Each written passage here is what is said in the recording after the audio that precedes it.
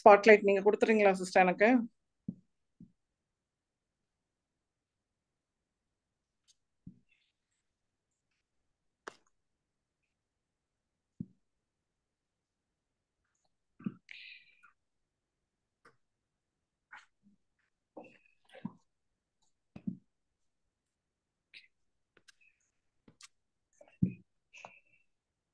அன்பான சகோதர சகோதரிகளே, தந்தையாம் கடவுளிடமிருந்தும் ஆண்டவராம் இயேசு கிறிஸ்துவிடமிருந்தும் அன்பும் அருளும் நம் அனைவருக்கும் உரித்தாகட்டும். இந்த பகல் வேளையில உங்களை மீண்டும் இந்த ஒரு களத்துல சந்திக்கிறதுக்காக கடவுளுக்கு நன்றி சொல்றேன்.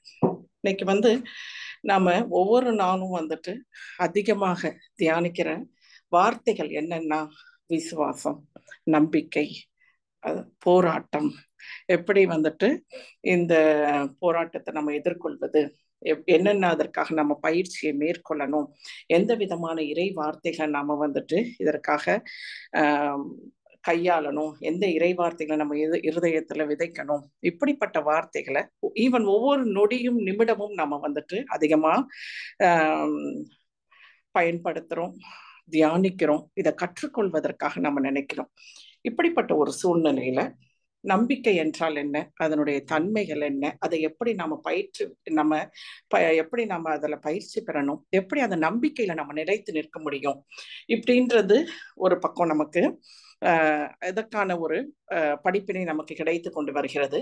இன்னொரு மறுபக்கத்துல பாத்தீங்கன்னா, இதற்கு இந்த நம்பிக்கையை நம்ம பயன்படுத்தக்கூடிய களமான போராட்டம் அல்லது சோதனை. சோதனை என்றால் என்ன, அது எத்தன்மை, அதுல என்னென்ன இருக்குது, எப்படி நாம அந்த சோதனையை மேற்கொள்ளணும், எப்படி வெற்றி பெறணும், இதெல்லாம் இந்த நம்பிக்கையை நம்ம அப்ளை பண்ண வேண்டிய ஒரு இடமாக இருக்கிறது. இப்ப நம்ம பொதுவா சோதனை அப்படின்ற வார்த்தை புதிய ஏற்பாடு, பழைய ஏற்பாட்டுல நம்ம தமிழ் விவிலியத்துல பயன்படுத்தப்படுது. ஆனால் ஆங்கில விவிலியத்துல, நம்ம ஆங்கில மொழிபெயர்ப்புல எப்படி சொல்லப்படுதுன்னா டெஸ்ட், ட்ரையல் அண்ட் டெம்டேஷன், இப்படி 3 விதமா சோதனைகளை பிரிக்கிறாங்க, 3 வகைகளாக பிரிக்கிறாங்க. இந்த சோதனைகள் இந்த விசுவாச போராட்டத்தில் பங்கெடுக்கிறது. அப்ப இதை பற்றி நாம இன்னும் இன்டெப்த்ல தெரிஞ்சுக்கிறது நல்லது. இந்த டெஸ்ட், ட்ரையல், டெம்டேஷன் இதை பற்றி ஒரு எளிமையான குறிப்பை இப்ப நாம பார்த்துட்டு, இதுல இந்த டெம்டேஷன் சொல்லப்படுற அந்த சோதனையை குறித்து சற்று விரிவாக நாம இன்னைக்கு அதை பற்றி தெரிந்து கொள்ளலாம். ஏன்னா இந்த டெம்டேஷன் அப்படின்றது நம்ம எல்லாராலும் மேற்கொள்ளப்பட வேண்டிய ஒன்று. எல்லாமே டெஸ்டும், ட்ரையல்ஸ், டெம்டேஷன்ஸ் எல்லாமே அப்படிதான். இதுல அதிகமா தடுக்கி விழக்கூடிய ஒரு சூழ்நிலை பரவலா காணப்படுது. ஸோ அப்ப அதை பத்தி இன்னும் நம்ம இன்டெப்த்ல தெரிஞ்சுக்கிறது நமக்கு அது எந்த ஒரு விசுவாச போராட்டத்துல உதவியா இருக்கும்னு நான் நம்புறேன். இதுல இந்த டெஸ்ட் அப்படின்னா என்ன அப்படின்றது எளிமையா நம்ம நேரத்திற்கு ஏற்றாற் போல எளிமையா பார்க்கலாம். கடவுளிடமிருந்து ஒரு மனிதனுக்கு அவனுடைய நம்பிக்கையை நம்பிக்கைக்கு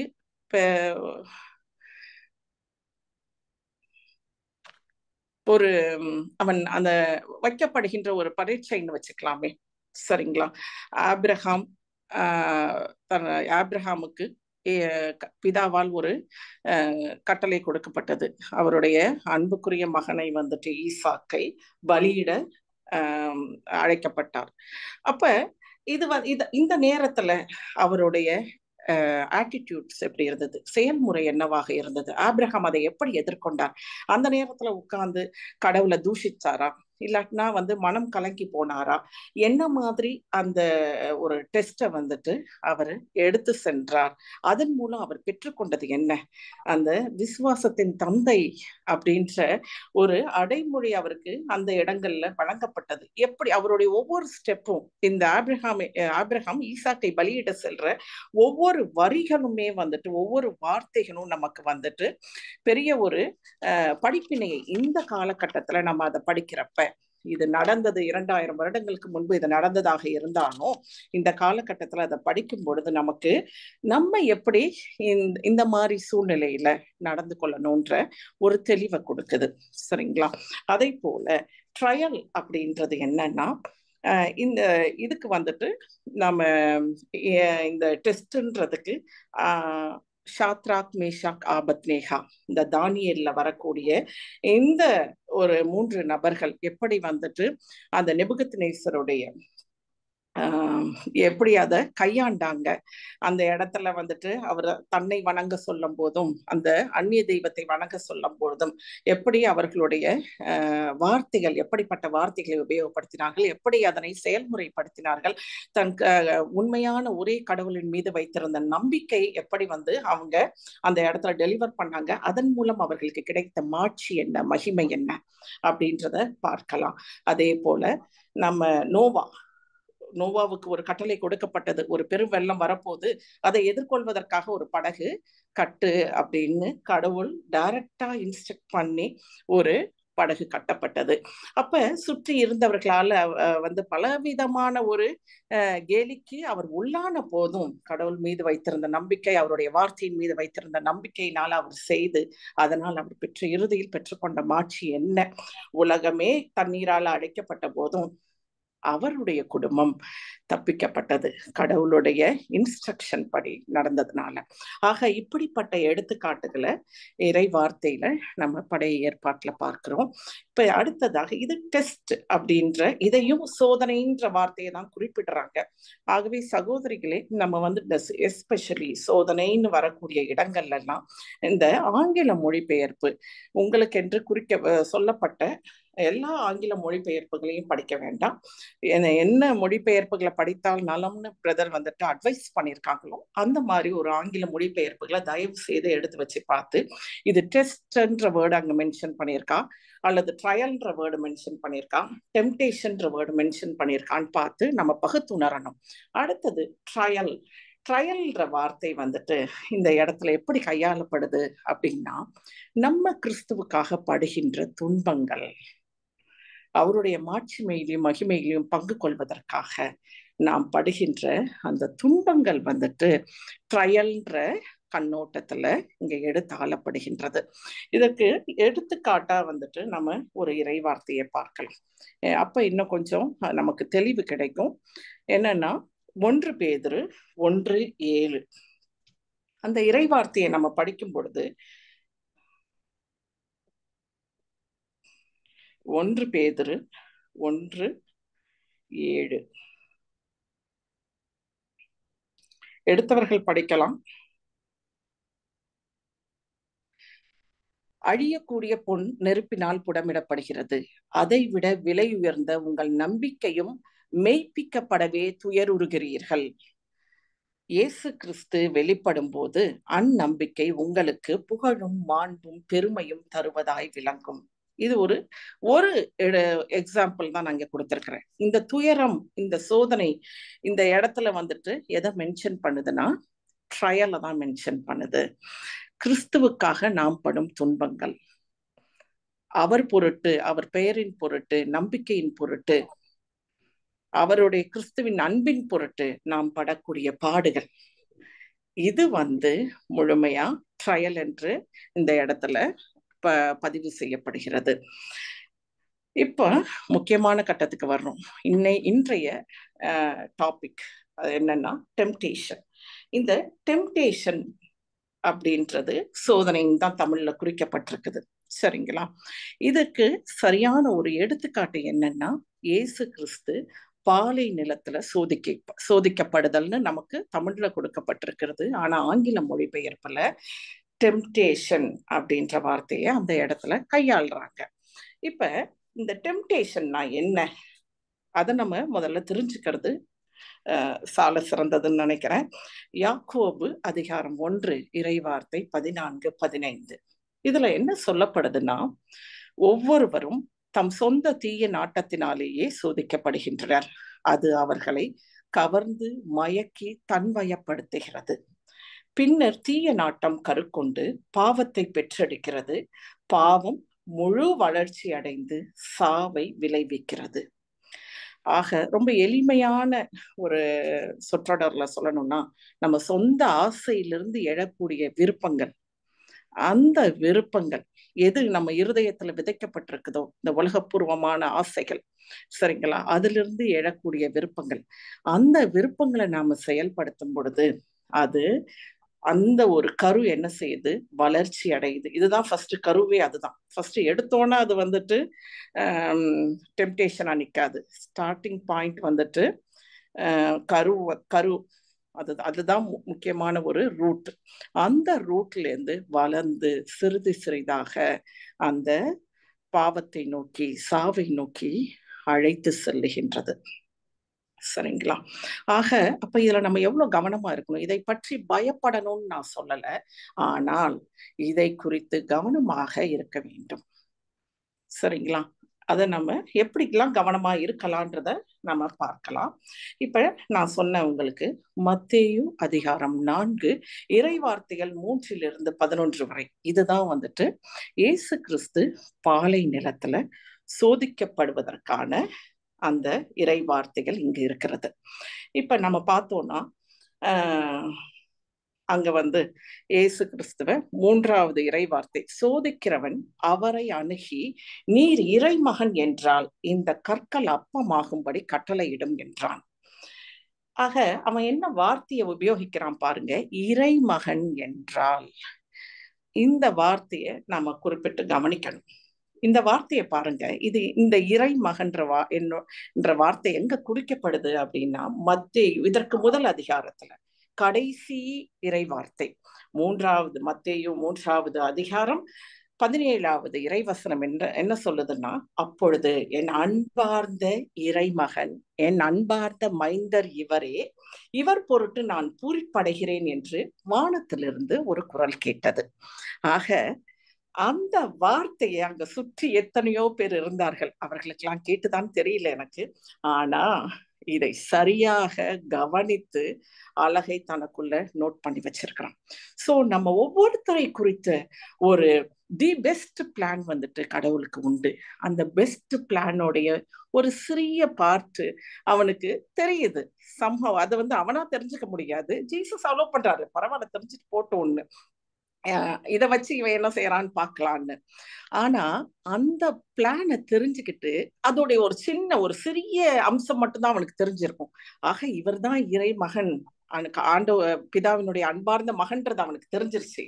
அதை வச்சு ஜீசஸை டெம்ப்ட் பண்றதுக்கு ட்ரை பண்றான். அன்பார்ந்தவர்களே, இதை நான் இந்த இடத்துல ஸ்ட்ராங்கா குறிப்பிடுறதுக்கு காரணம் என்னன்னா, நம்மை பற்றிய ஒரு சூப்பர் டூப்பர் பிளான் வந்துட்டு கடவுளுக்கு உண்டு. அந்த ஒரு பிளான்ல ஒரு சிறிய அம்சம், பாயிண்ட் சம்திங் தெரிஞ்சுக்கிட்டு அவன் அதை நிறைவேற விடாம நம்ம டெம்டேஷனுக்குள்ள அழைத்து செல்றதுக்கு அவன் முயற்சி செய்யறான். அப்ப நம்ம எந்த ஒரு டெம்டேஷன் வந்தாலும், இல்ல இதற்கு பின்பாக கடவுளுடைய திட்டம், இயேசு கிறிஸ்துவனுடைய திட்டம் நிறைவேறுவதற்கு இவன் தடை செய்யறான்றத ஸ்ட்ராங்கா நாம அந்த இடத்துல ரிவ்யூ பண்ணணும்.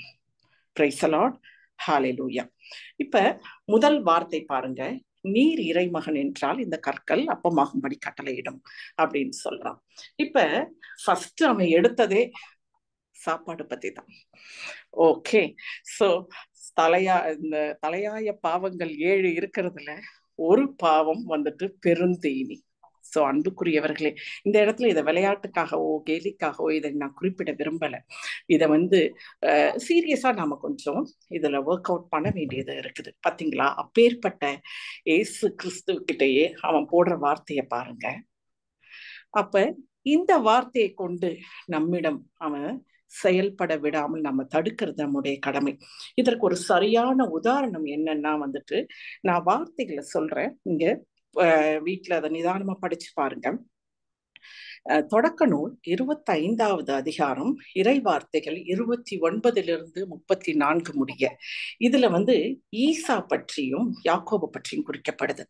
யாக்கோபு வெளியிலிருந்து, ஈசா வெளியிலிருந்து பயங்கர பசியோட வராரு. அந்த நேரத்துல யாக்கோபு ஒரு சிவந்த நிற கூழ், சுவையான மனம் மிக்க ஒரு கூடை காய்ச்சிக்கிட்டு இருக்கிறாரு. அந்த நேரத்துல உள்ள வந்த ஏசா என்ன சொல்றாரு, எனக்கு பசியா இருக்கு, அதை கொடுன்னு தான் சிறிது கொடு, சிறிது கொடு அப்படின்னு தான் சொல்லி கேட்கிறாரு. ஆனா இவர் என்ன பண்றாரு அப்படின்னா, உன்னுடைய தலைமகன் உரிமையை எனக்கு கொடு. இப்ப நம்ம படிக்கிறப்ப தலைமகன் உரிமை அப்படின்றதெல்லாம் ரொம்ப சிம்பிளா தெரியும். ஆனா எபிரேயர்களுக்கு அது ஒரு முக்கியமான ஒரு பெரிய ஒரு சொத்து, வரப்பிரசாதம் அது, தலைமகன், மூத்த மகன்றது. சரிங்களா? அப்ப அத அவர் அப்படி கேட்கவும், யாக்கோபும் அந்த வார்த்தையை கேட்டிருக்க கூடாது. ஆனா அவருடைய மனநிலை இல்லை. நம்ம இதுல புரிஞ்சுக்கிறது என்ன? இருதயத்துல இருக்கிறது தான் வாயில வார்த்தைகளா வரும். சரிங்களா? அப்ப என்ன விதைக்கப்பட்டிருக்கோ அதுல இருந்து வெளில வருது, அவ்வளவுதான். அவரு அந்த வார்த்தையை கேட்டுட்டாரு. இவரும் ஓகே வச்சுக்க, எனக்கு அதுக்கு பதிலா கூட கொடு. தலைமகன் உரிமையும் ஒரு குவளை கூழுக்காக விற்கப்பட்டு விட்டது. அன்புக்குரியவர்களே, இத நிதானமா மெடிடேட் பண்ணி பாருங்க.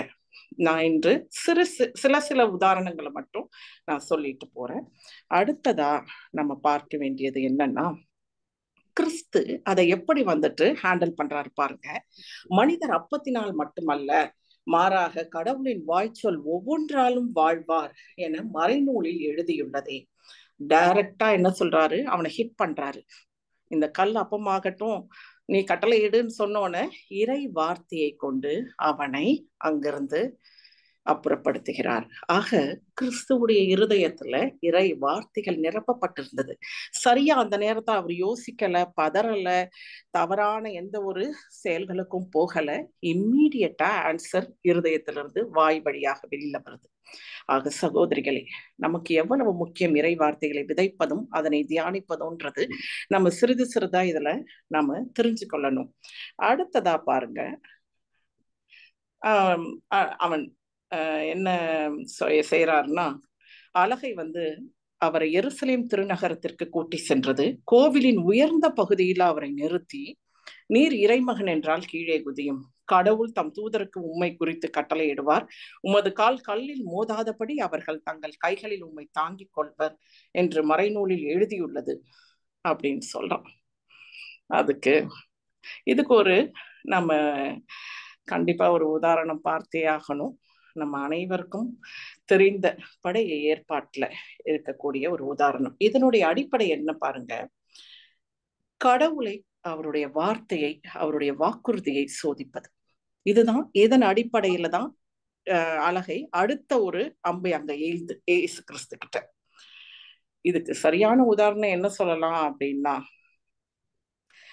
தொடக்க நூல் அதிகாரம் 3 இறை வார்த்தைகள் 3 முதல் 5 முடிய.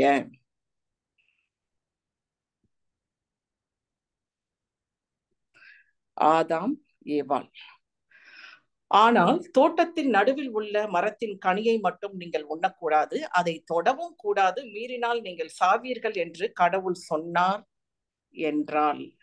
ஏவாள் அலகையிடம் சொல்றான், பாம்பு பெண்ணிடம், நீங்கள் சாகவே மாட்டீர்கள், ஏனெனில் நீங்கள் அதிலிருந்து உண்ணும் நாளில் உங்கள் கண்கள் திறக்கப்படும், நீங்கள் கடவுளை போல் நன்மை தீமையை அறிவீர்கள் என்பது கடவுளுக்கு தெரியும்.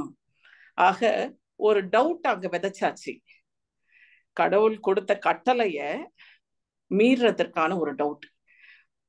பிதா சொல்லிட்டாரு, கட்டளை கொடுத்துட்டாரு, நீங்க அத சாப்பிடக்கூடாதுன்னு. ஆனா இவங்க ஒருபடி எக்ஸ்ட்ராவா போய், நீங்க சாக மாட்டீங்க, அன்னைக்கு நீங்க கண்கள் திறக்கப்பட்டு கடவுளை போல நன்மை தீமையை அறிந்தவர்களாக, கடவுளை போல, எப்படிப்பட்ட வேர்ட்ஸ் எல்லாம் யூஸ் பண்ணது பாருங்க. சரிங்களா? ஆக இப்படிப்பட்ட இந்த வார்த்தையை இயேசு கிறிஸ்து எப்படி முறியடிக்கிறாருன்னு பாருங்க. இந்த அம்பு அவர் முறியடிக்கிறது எப்படி இருக்குன்னு பாருங்க. இயேசு அலகையிடம், உன் கடவுளாகிய ஆண்டவரை சோதிக்க வேண்டாம் எனவும் எழுதியுள்ளதே அப்படின்ற ஒரு வார்த்தையை கொண்டு அலகையை அந்த இடத்துல முறியடிக்கிறாரு.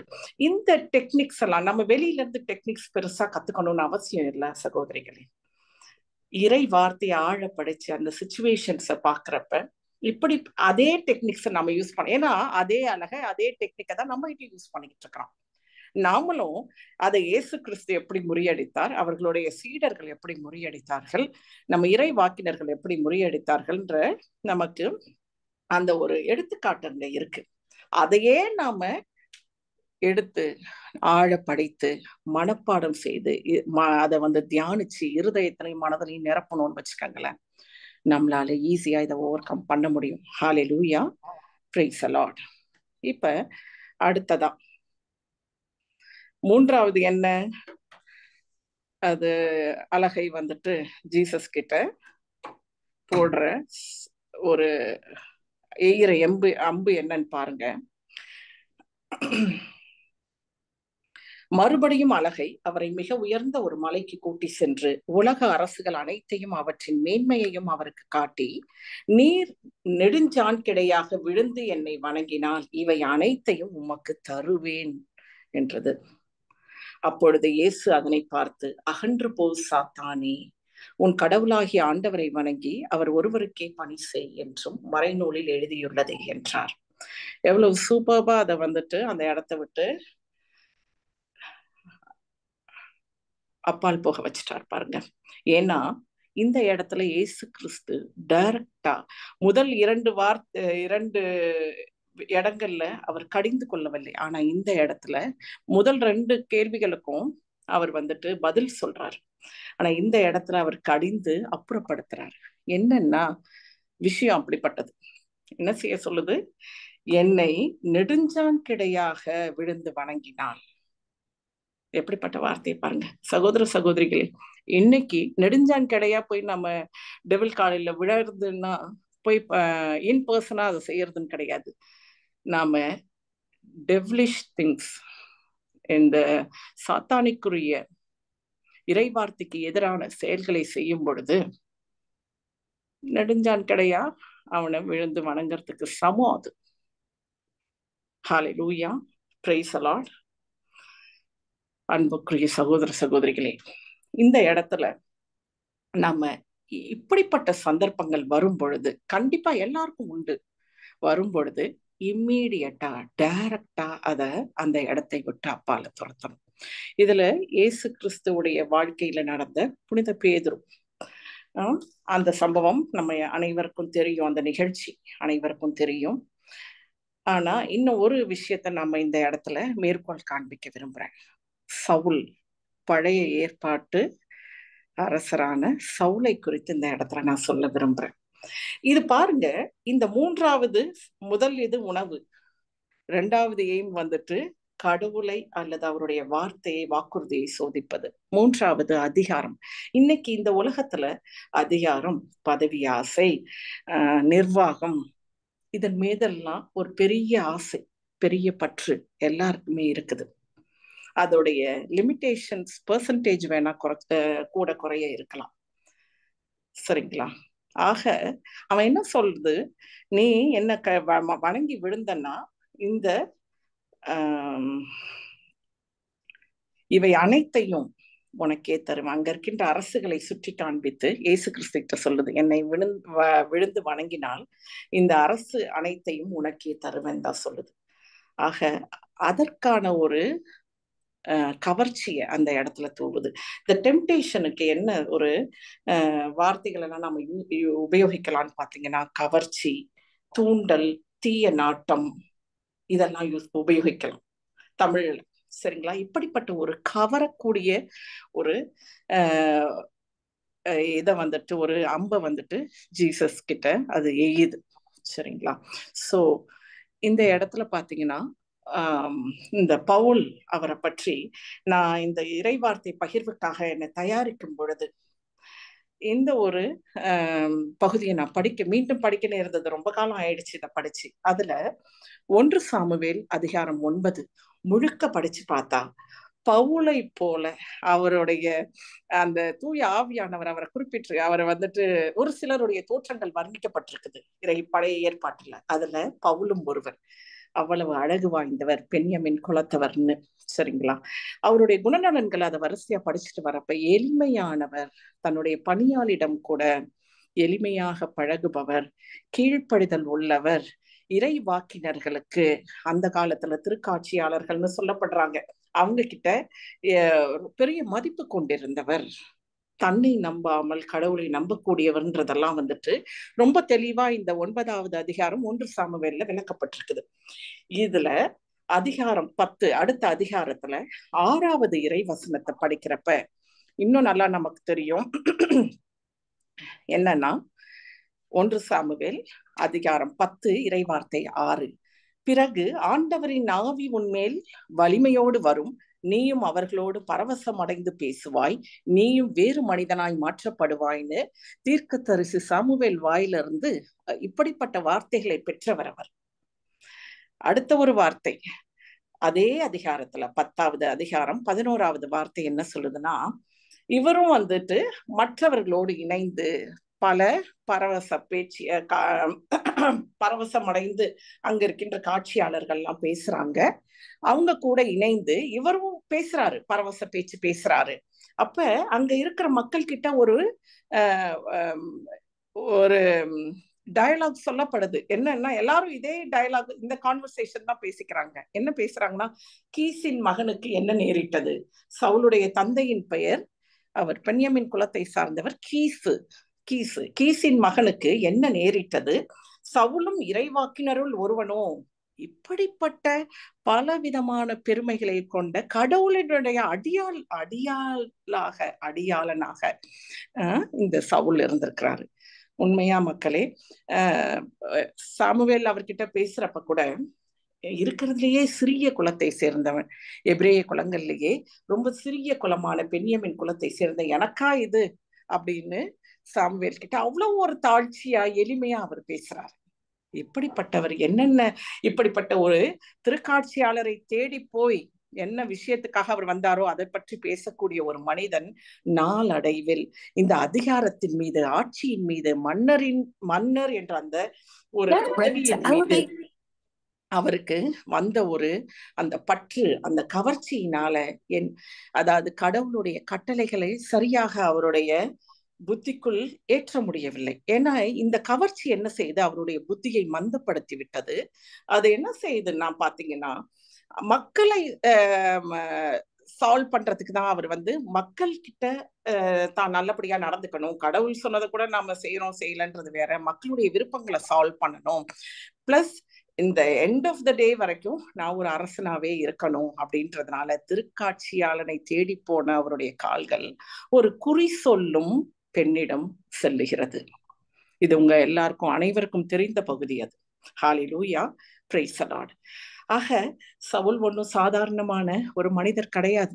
அதை உண்மையா நம்ம படிச்சுட்டு வரப்பதான் அவர் எப்படிப்பட்ட நிலைக்கெல்லாம் ஆட்கொள்ளப்பட்டாரு. ஒரு அமைதியின்மை, பொறுமையின்மை, கோபம், குறி சொல்லும் அந்த ஒரு அந்நிய தெய்வ வழிபாட்டிற்குள்ளாக, சரிங்களா, சிலை வழிபாட்டிற்குள்ளாக எல்லாம் அவர் கடந்து செல்றாரு. ஆக இந்த அதிகாரம் என்ற கணை எங்கெங்கெல்லாம் கொண்டு போய் ஒரு மனிதனை நிறுத்தும்ன்றத நாம சரியா புரிந்துக்கலாம். அவர் ஒன்றும் ஆரம்பத்துல ஒரு இறை பற்றில்லாதவர் கிடையாது. அவர் கடவுளால் தெரிந்து கொள்ளப்பட்டவர், சாமுவேலால் அபிஷேகம் செய்யப்பட்டவர். Praise the Lord, hallelujah. சகோதர சகோதரிகளே, இந்த இடங்கள்ல நாம கவனமோட இந்த இடங்களை நம்ம கையாளணும். பயப்பட தேவையில்லை, ஆனால் இதை எதிர்கொள்ள வேண்டும். அதிலிருந்து நம்ம ஓவர் கம் பண்ணி போகணும். இதையெல்லாம் ஏசு கிறிஸ்துவுக்கே எப்படி நடந்திருக்கிறப்ப நமக்கு நடக்காதுன்றது என்ன உறுதி? ஸோ எவ்ரிடே நம்ம இதுக்காக இறை வார்த்தைகள்ல சரியா பயிற்சி பெறறப்ப, நுணுக்கங்கள்ல ஆராயிறப்ப இந்த மாதிரியான இடங்களை நம்ம தவிர்க்க முடியாது. ஆனா வென்று நம்ம அதை முன்னேறி செல்ல வேண்டும். சரிங்களா? Price the Lord. இப்ப பாத்தீங்கன்னா அந்த மத்தேயு 16 அதிகாரம் 16 இறைவார்த்தை 23 அதுலதான் ஏசு கிறிஸ்து பேதுருவை கடிகிறார். இயேசு கிறிஸ்து தன்னுடைய இறப்பை குறித்தும் 3ஆம் நாள் உயிர்த்தெழுதலை பற்றியும் எல்லா சீடர்களிடமும் பேசுறாரு. அப்ப உடனே புனித பேதுரு இது அதை குறித்து எதிர்மறையான ஒரு கருத்தை தெரிவித்தவுடன் அப்பால் போ சாத்தானே என்று கடிகிறார். இது 2ஆம் முறையா கவனிச்சு பாருங்க. முதல் முறை பாலைவனத்துல, இறைவார்த்தையினுடைய வரிசைப்படி நான் சொல்றேன், பாலை நிலத்துல அங்க நாம அந்த வார்த்தையை கேட்கிறோம். அடுத்ததா புனித பேதுரு கிட்ட அவர் சொல்றத பார்க்கிறோம். இப்ப இத பைபிள் ஸ்காலர்ஸ், இந்த திருவிவிலியத்தினுடைய ஆராய்ச்சியாளர்கள் என்ன சொல்றாங்கன்னா, ஸ்ட்ராங் கரெக்ஷன் அப்படின்னு சொல்றாங்க. சரிங்களா? ஆக கடவுளுடைய திட்டத்திற்கு எதிராக பேசக்கூடிய வார்த்தைகளை யார் சொன்னாலும் இம்மீடியட்டா அதை நாம துரத்தணும், ரெபியூக் பண்ணணும். இந்த ஸ்ட்ராங் கரெக்ஷனை நமக்கு கற்றுத்தருகின்றவர்களாக யாராவது நம்மிடம் அதை செய்தாலும் கூட அதை நம்ம ஏற்றுக்கொள்ளணும். ஐயோ, என்னைய போய் இப்படி சொல்லிட்டாங்களே அப்படின்னு அந்த இடத்துல நம்ம துவண்டு போகக்கூடாது. என்னை ஸ்ட்ராங்கா அந்த இடத்துல கரெக்ஷன் பண்ணி எனக்கு அந்த இடத்துல ஒரு ஷார்ப்னஸ், மைண்ட் ஷார்ப்னஸை ரெனியூ பண்றாருன்றதை தான் நம்ம அந்த இடத்துல அண்டர்ஸ்டாண்ட் பண்ணிக்கணும். பிரைஸ் தி லார்ட், ஹல்லேலூயா. ஆக அன்புக்குரியவர்களே, எந்த நேரத்துல இப்படிப்பட்ட டெம்டேஷன்ஸ்லாம் நம்மளை ஆட்கொள்ளும் அப்படின்னு ஒரு சின்ன டவுட் நமக்கு வரலாம். இது ஆக்சுவலா ஃபர்ஸ்ட் ஆஃப் ஆல் நம்ம இதை பத்தி தெரிந்து கொள்ள வேண்டியது என்னன்னா, இது கடவுளிடமிருந்து வருவது அல்ல. வெரி ஃபர்ஸ்ட் லைன் நம்ம மைண்ட்ல, நம்ம ஹார்ட்ல எழுதி கொள்ள வேண்டியது, இந்த temptation is not coming from God. ஓகேங்களா? அடுத்தது நீதிமொழிகள் என்று நான் நினைக்கிறேன், ரொம்ப காலத்திற்கு முன்பாக நான் படித்த வார்த்தை, பாவத்தை கண்டால் பாம்பை கண்டது போல் விலகியோடு அப்படின்னு. இந்த இடத்துல சொல்ல வர கருத்தை நம்ம கரெக்டா புரிஞ்சுக்கணும் சகோதரிகளே. இப்ப நமக்கு நேரா உடனே பாம்பு ஓடுனா இம்மீடியட்டா அந்த இடத்த மட்டும் இல்ல, அந்த ஊரை விட்டே காலி பண்ணி போயிடுவாங்க. சரிங்களா? ஆனா ஃபர்ஸ்ட் இது பாம்பா ஓடாது. முதல்ல ஒரு சிறு விதை, சிறு வார்த்தை, சிறு செயல், அதுதான் டெவலப் ஆகி என்னவாகும்னா பாம்பா மாறும்.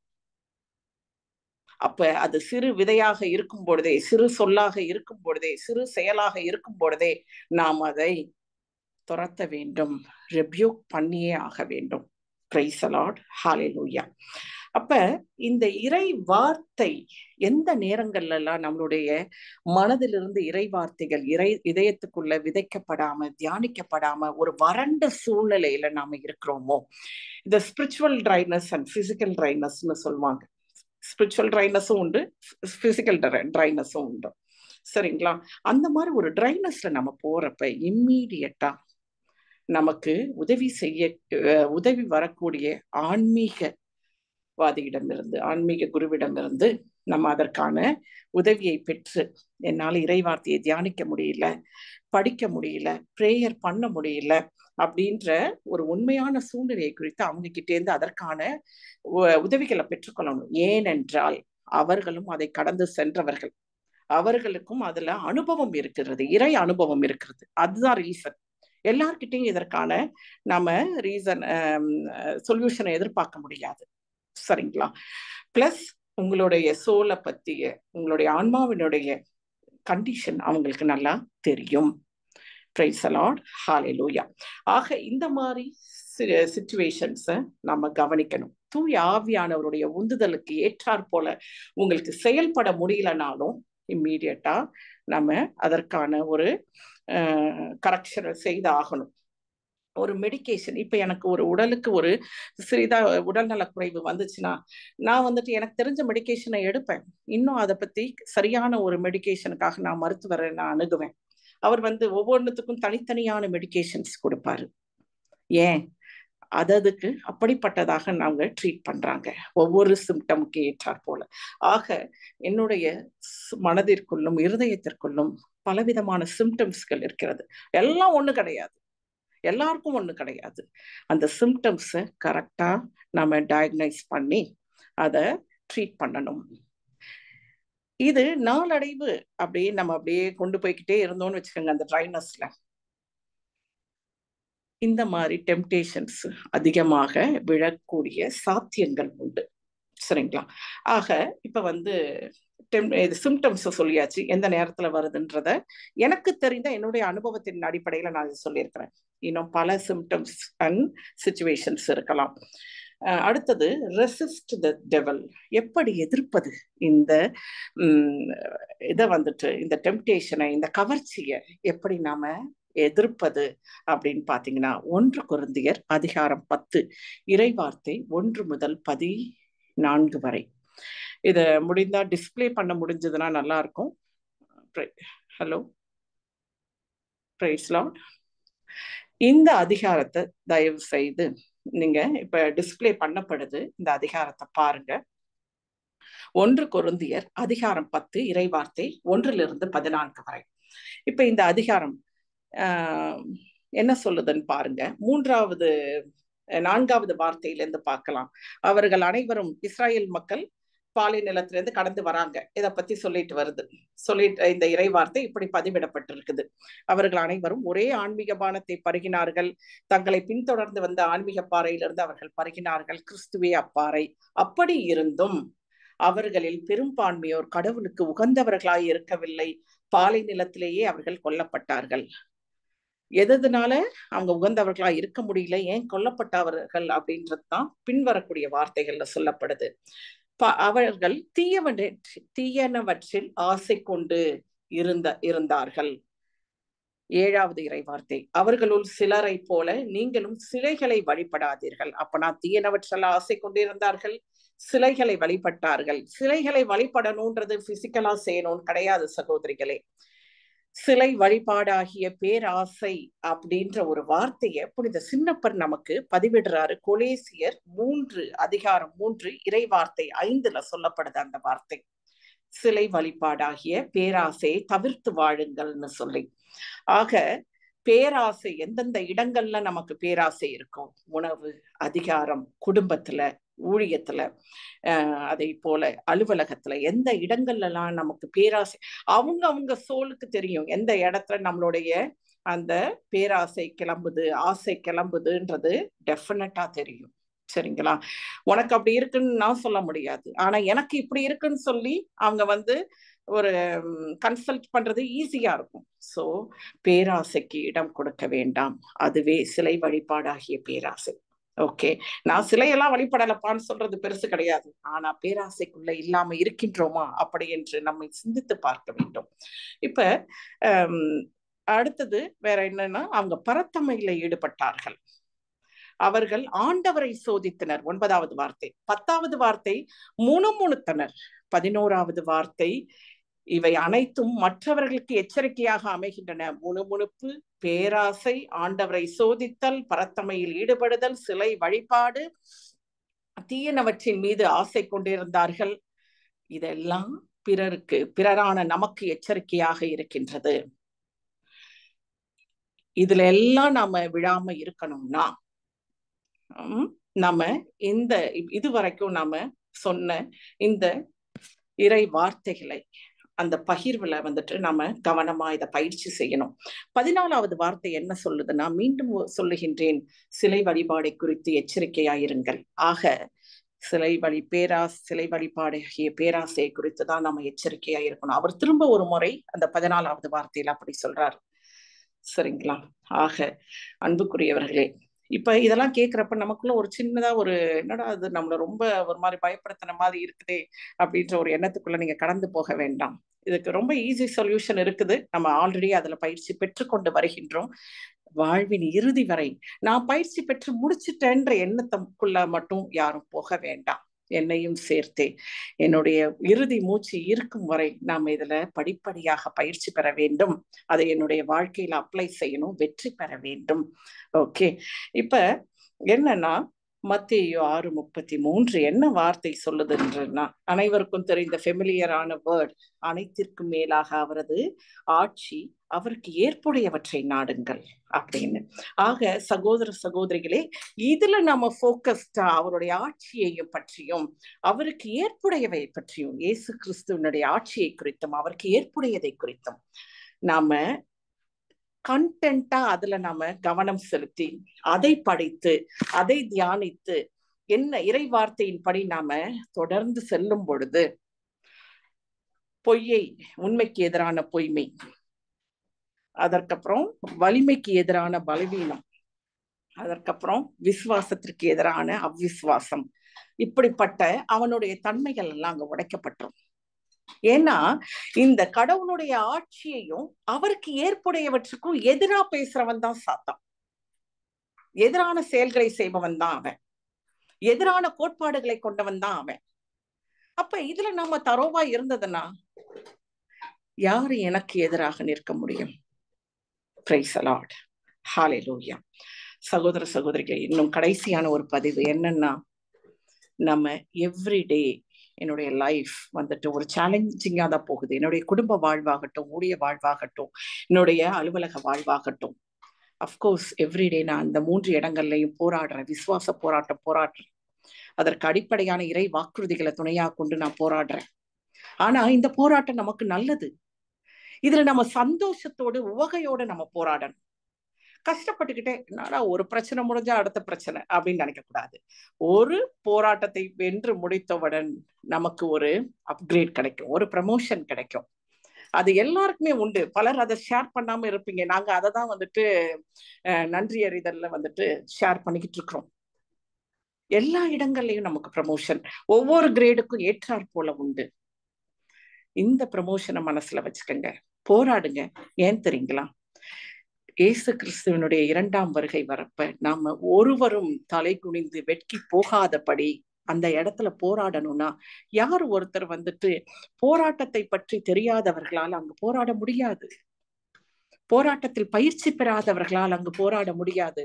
உடற்பயிற்சி இல்லாதவர்களால் நம்ம வந்துட்டு ஒரு போரை எதிர்த்து நிறுத்த முடியுமா? முடியாது. Very simple. இன்னைக்கு டே டு டே நம்ம போராட்டமா இருக்குதேன்னா, நம்ம அவருடைய மாட்சிமை மகிமையில இங்கேயும் நம்மளால பங்கு பெற முடியும், விண்ணுலகத்திலையும் பங்கு பெறறதுக்கு முக்கியமான பாயிண்ட் கிளைமேக்ஸ் எதுன்னா 2ஆம் வருகை தான். அந்த கிளைமேக்ஸ்ல நம்ம தோத்து போயிடக்கூடாது, தலை குனிந்து வெட்கி போயிடக்கூடாது. ஃபர்ஸ்ட் பார்ட் செகண்ட் பார்ட்லாம் சூப்பர், ஃபைனல் பார்ட் கிளைமேக்ஸ் என்னாச்சு? Praise the lord. சகோதரிகளே, அந்த இடத்துல போயிட்டு நான் இன்னைக்கு தலை குனிந்து வெட்கி போக மாட்டேன் வாயால பேசிட்டு இருந்தா ஆகாது. அன்னைக்கு அங்க நிறைய சிம்டம்ஸ் நடக்கும். உலக முடிவுக்கான பல்வேறு இது வந்துட்டு சிம்டம்ஸ் அங்க தோன்றும். அந்த இடத்துல நம்ம பதறாம உண்மையை கையில பிடித்துக்கிட்டு நம்ம போராடணும்னா அதற்கு வேண்டிய பலம், உடல் பலம், மன பலம், ஆன்மீக பலம் இந்த போராட்டங்களின் வழியாக நமக்கு கிடைக்கிறது. அன்புக்குரிய சகோதரிகளே, இன்றைய இந்த நேரத்துல நம்ம இந்த டெம்டேஷனை குறித்து, கவர்ச்சி, அதை குறித்து ஒரு சிறிதளவு பார்க்க முடிந்தது. இதற்காக கடவுளுக்கு நன்றி. Price the Lord.